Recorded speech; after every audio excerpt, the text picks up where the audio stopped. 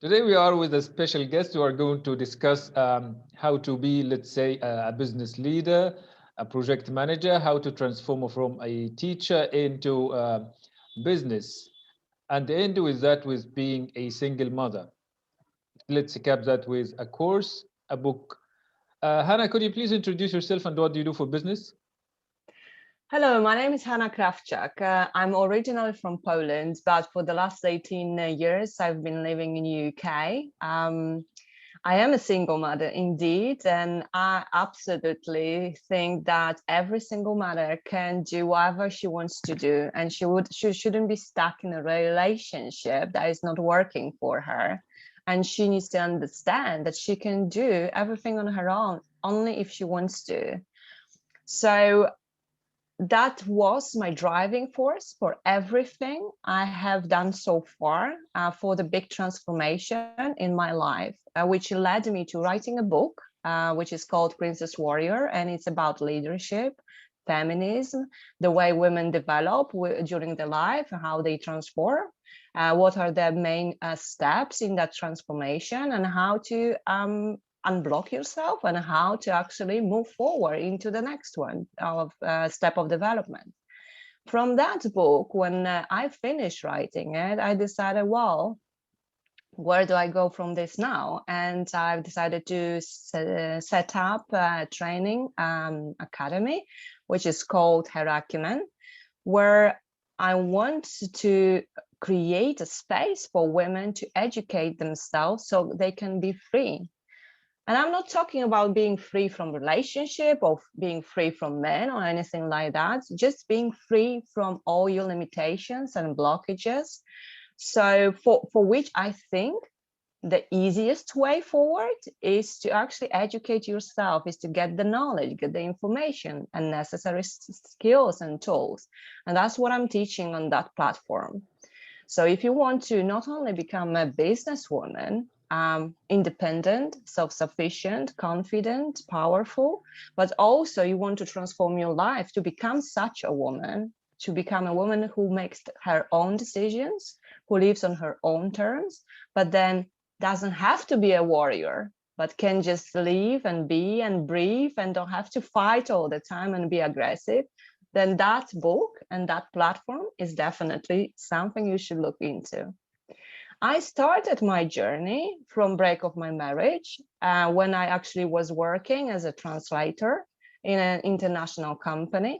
And then from that position, I moved into teaching English, becoming creating a school for people from all over the world. And then from that, I moved into project management.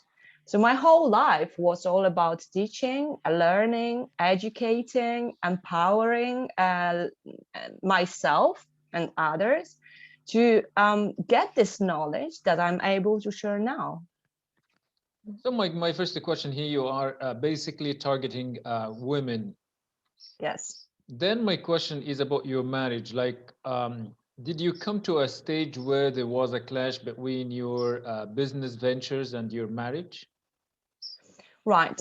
So yes, my target audience, I don't like the word actually target audience. I prefer my friends really, because I always actually consider the people I not only work with, but sell to, my friends, really my family, because the work that I do, it's so close, it's so we're going so deep into your heritage, into your family issues, your past, your future, your present moment, present situation.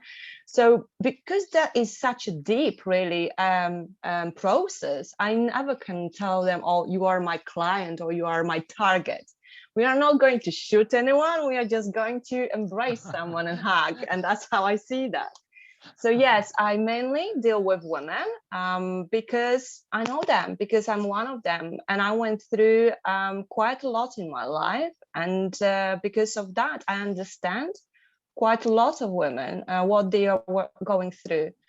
Men, I don't feel educated enough to actually be able to feel like an expert in that field, to be honest. So I don't feel comfortable. But if men are taking any tips from what I'm teaching or preaching, Well, brilliant. That is great. If it's unisex, that's even better. About my marriage, no, I think with the marriage and business, it wasn't anything like that. It was just a part of my life when it just ended. To be able to move to the next level of transformation, or to be able to step into my power, I needed to become independent and not codependent. So at this point, I felt like I am a victim of my choices and of my situation. And I need to release myself from that environment, really, that I partly created, really. So at this point, I knew that we just wanted different things, and we needed to just move out of it. And it was clearly we couldn't. We tried for 2 years to actually work on our marriage and work on our goals, but it didn't work for whatever reason. So at that point, there was no other way just to move. And I knew that I need to be on my own to be able to actually step into my power, step into my knowledge, and actually do something different with my life. And at that point, I couldn't be with anyone. So I did, and it worked a lot, because my before that particular moment, my life was purely about everyone else. It's about empowering and helping others, because it was easier than actually doing the work on myself. So at that point, I was a coward. I was like, oh, I will change you, I will fix you, I will transform you. But and I had such a big need to do that. I couldn't just accept people for who they are, because I couldn't accept myself, who I am, and I couldn't accept that I felt stuck at that point. And I felt that to be able to unstuck myself, to balance myself, would be through others, which was the wrong way to do it, because first you need to work on yourself, then you can move to helping others if they are ready and willing, if they see the need for that, not forcing them to do that. That's what I had to learn. So the minute I stopped doing that, I stopped actually forcing people to move forward into the direction that I chose, not them. Everything started falling into place, and I understood, what is my purpose, what am I doing, why am I doing that? And yeah, so I needed that break to be able to understand all that. So what are your main takes, or what your main recommendations from your marriage experience to other women? Okay, so first of all, you need to understand why you're getting married, but you need to be honest with yourself, really. And that is very difficult conversation to have with yourself, because often everyone else can see that this is not going to work, but you are stubborn and determined to make it work. And sometimes you need to ask yourself question, why you are so adamant, and why do you need it so much? Why do you need to make it work so much? And why do you need this marriage? Why you are going into that relationship? And also look at that other person that you are going to be with, and see if you have the need to fix them, if they are okay, or if you feel like, oh, they have so many things, but with your help, you'll get them through it. And that is very important to recognize that, because if you have that need to improve them, to change them, to fix them, that person is not for you. Because every single time you look at someone else and you see so many things that are broken, that is a mirror, and it is showing you what you need to fix in yourself. So actually, I think that going into marriage is such a big decision that it should be taken only after you know who you are, you know what you're doing, you know what's your purpose, you're fulfilling it, you're living a really happy and great life on your own.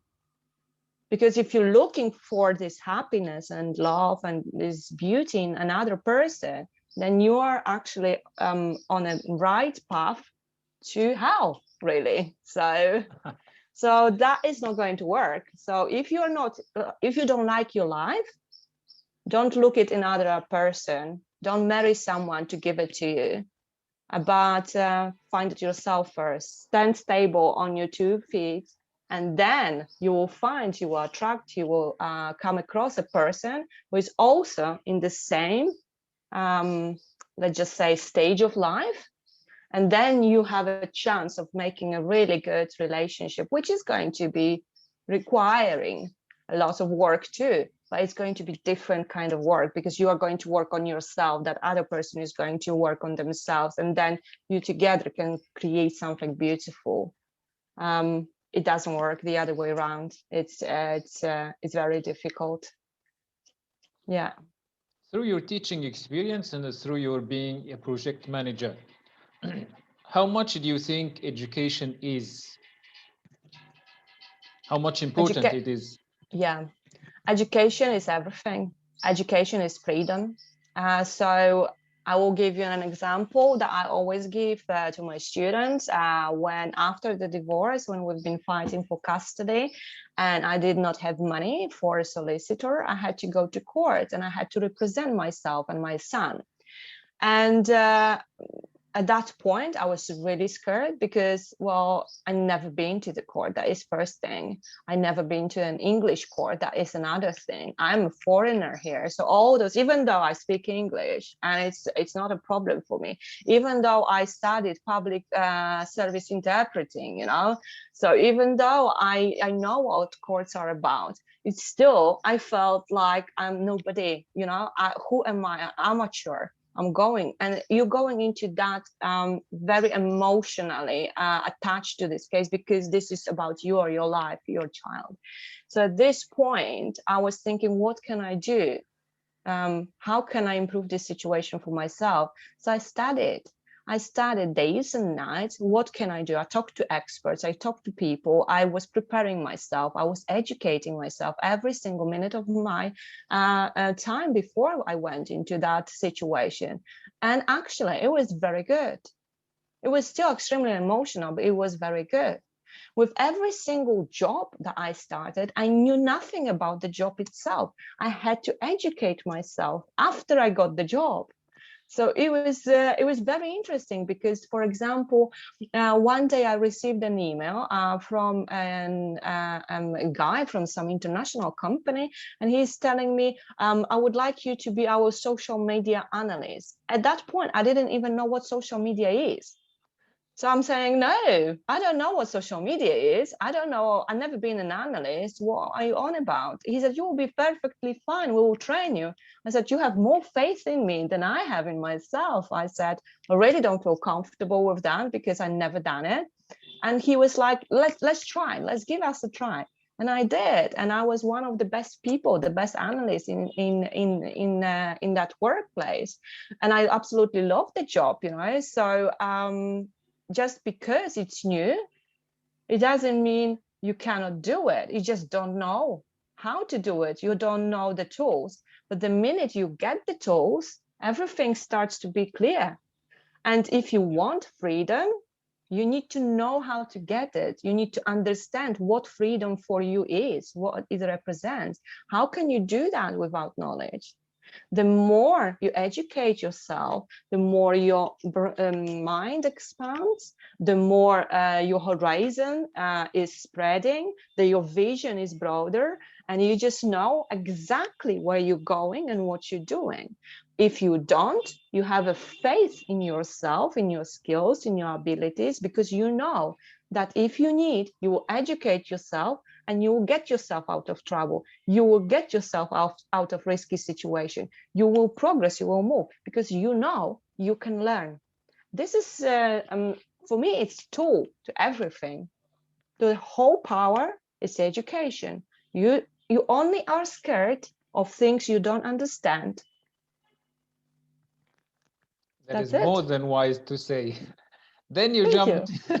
Then you jumped into writing a book. Yeah. So the book was, I've been preparing myself to write the book for 10 years. And all I could do would be write 10 sentences or 1 page. And that was it. I couldn't move forward. And then the pandemic came in, COVID came in, and I was being furloughed. And that means that I was staying at home, couldn't go anywhere because we've been in the lockdown, but I was paid by the government to keep my job as a in the corporation. So that means I had all that time that I never had in my life. I had all that time every single day for a year, and I had to do something with it, because I'm not the person who is going to just watch Netflix. I would just go mental if I did that. So after the first month of enjoying myself and doing absolutely nothing, I was thinking, I need to do something. And I was thinking, I have two options. One is just be miserable, be depressed, be angry, frustrated, and disappointed at things I cannot really control. I don't know how this lockdown is going to last. I don't know. I have no control over my life. Or the other option was, let's just enjoy it. Let's just have fun. Let's just do things I never had time to do or energy to do because I was overworked. I was too tired. I was too stressed. And that point, I was like, why don't I write a book? The book I always wanted, never had time to do it.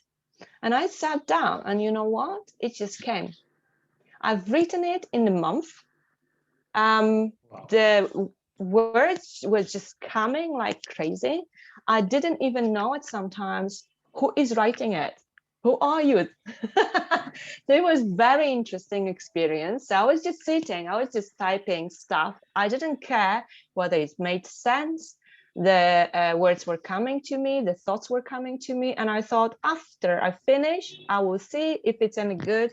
I will change it, rearrange it, and we will see what happens. And that's what I've done. I've designed it, I published it myself, and I absolutely love it.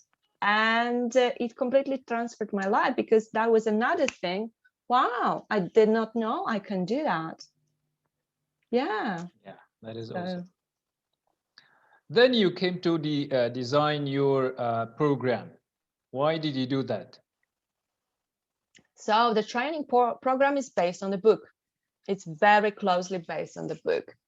So when I released the book, I've been told that it's great because it's a coaching book, really, with lots of questions, affirmations, activities, and reflection, discovery, and empowerment tips, really.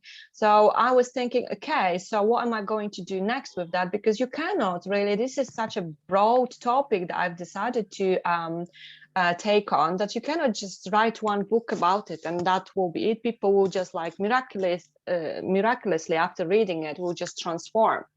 So I was thinking, what else can I do to actually complement that, so people actually can take the power, the active role in creating this powerful life, this transformation. And I'm just in the process right now. You cannot see it on the website yet, it's all hidden, but yesterday I was working on it till midnight, to be honest. I am creating a stage seven courses. So it's going to be a huge course, which is going to be called From Shadow to Powerhouse. And it's 7 courses that can be bought separately, and they will be dealing with various traumas from childhood, with various emotional blockages. And thanks to that training, you will be able to move forward and transform. Because I've met so many people, not only women, but people in general, who feel like, oh, I've educated myself, I'm still blocked, you know, was looking forward to stuff, but I still cannot move. I still feel like something is holding me back. So those courses will have the techniques which are going to release past traumas which are holding you back, all those repressed emotions that you are stuck with. So during my sessions, we do a lot of different healing and a lot of transformation, which are going to help the person to address all those limiting beliefs they have, they came across, they were taught, they were educated, and understand that in the shadow, in those dark moments, that's where the true power is. Which is the source of our greatest tools, you know, and information about yourself. Because when we repress those dark moments in our life when we block them, when we don't want to see ourselves as greedy, as horrible, rude, you know, oppressors, when we don't want to see that, but it's in us, it's in our heritage sometimes. So if we don't look at it and if we don't address it, then that's what's blocking us. But for example, because I also have a international magazine for women where I am a chief editor. So I write articles there, and they are very aggressive and angry articles. And I've been told, you are very aggressive and angry. I said, yes, this is my power. This is where I get the source of my power. And they said, how can you get your power from something so negative as aggression? I said, because aggression is also passion. I said, so you always have some, yeah, like double, yes, so like yin and yang. You always have the mirror image of something, positive and negative. We all have those negative features. We just don't want to see them because we've been told when we were children that you need to be a good girl, you need to be a good boy. Because then you will be loved, you will be accepted. If you are a bad girl, if you are a bad boy, then you will be rejected, abandoned. So we, even though we wanted, there was something, some driving force in us, which was asking us to do something naughty. And what was that being naughty about? It was about creativity, innovation, change, moving forward, trying new things, breaking rules. It wasn't necessarily that bad, but in our parents' mind, it was dangerous. It was unacceptable because they were scared for us. So they've been telling us, this is bad, don't do that. And then you have this feel in yourself that you want to break rules, you want to go beyond, but it's stuck in you because you want to be a good boy, you want to be a good girl, you know? So just addressing those times, why it happened, when it happened, what did you actually want to do? And what would happen if you broke those rules? Would you actually be still loved, be still accepted? And so looking at all those things is going to help so many people to move forward. Because just because, for example, you've been taught many times about the morning routine. You need to wake up 6 in the morning, you need to do your activity, your meditation, your visualization, plan your goals, think about $1 million check and put it on the wall, just dream about it, think about it, feel it, you know? You've been taught about, but it's not working. Why it's not working? Why you cannot have this $1 million? Why you keep staring at it, but you actually don't see it? Because inside you, there is someone who is telling you, if I'm rich, I'm a bad person, because that's what my culture or my upbringing taught me. If I'm rich, then something bad is going to happen to my family. Someone is going to come and kill us and take the money. If I'm rich, then I will have no friends. If I'm rich, then my family who is not rich will abandon, reject me because I will be better than. If, for example, I can see this money, but I am not worthy of having it. And people don't realize that if you have those emotions, those feelings attached to it, these feelings of, I have no faith in myself to achieve it, you will not even go to try to get it. And just thinking about it, visualizing is not enough, because if you have this deep-rooted belief that you are nobody, you're not worthy, that you are going to hurt someone if you get what you want, then you're not going to move forward, because you are going to stop yourself. Your beliefs, your past limitations are going to stop you. So without going deeper into what they are, where did they come from, why you feel the need to actually cherish them and nourish them every single day, feed them, without that, you just cannot move forward.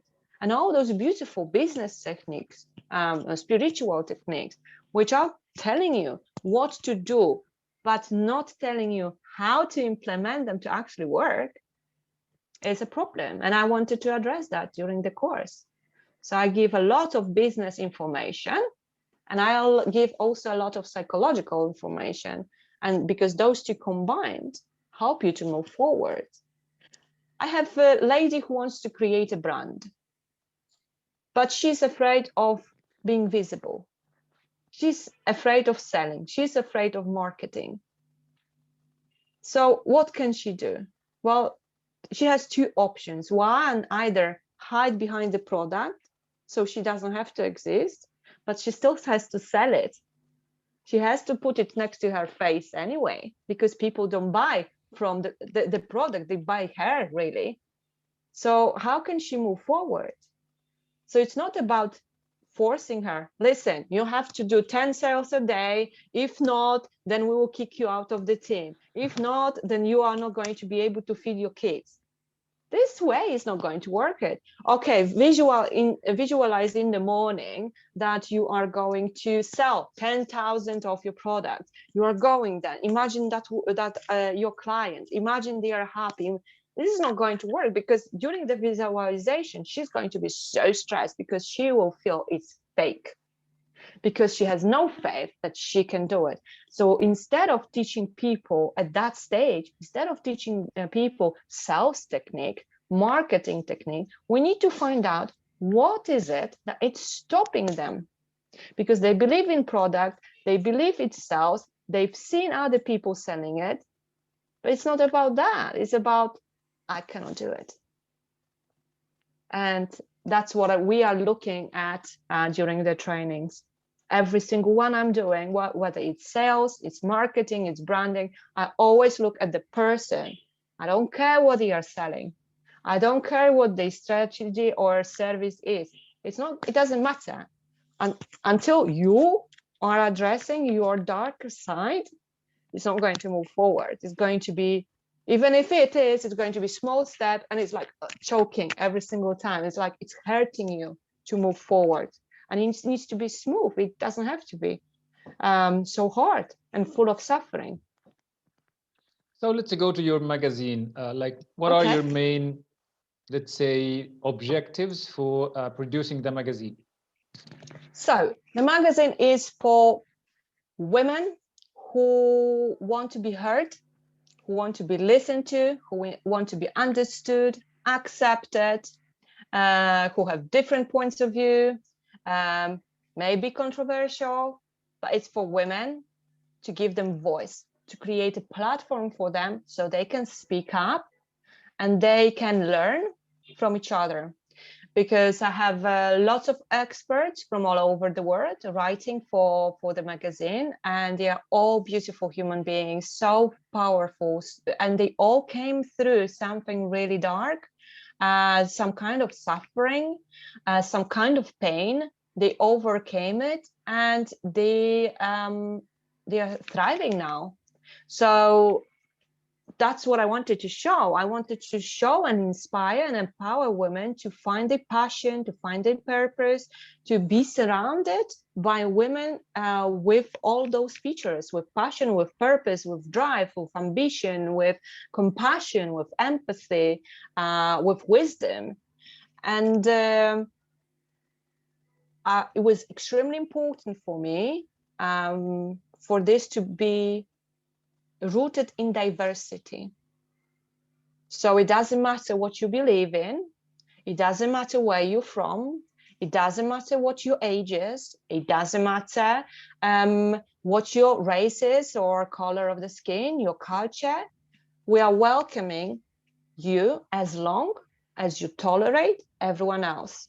So if you're open, if you want to be featured in the magazine, you need to be open that you will be featured with other women who may have different beliefs from you, different opinions. And the purpose of it was not to just convert people to other beliefs or opinions, but to just open them that there is something else. There is something else, and they can find in that difference something powerful. And that was important. It was important about being a woman, being feminine, being delicate, sensitive, educated, but powerful at the same time. It has been more than awesome and more than inspirational talking to you, Hanna. Thank you so much for that indeed. Thank you so much. It was lovely. An absolute pleasure.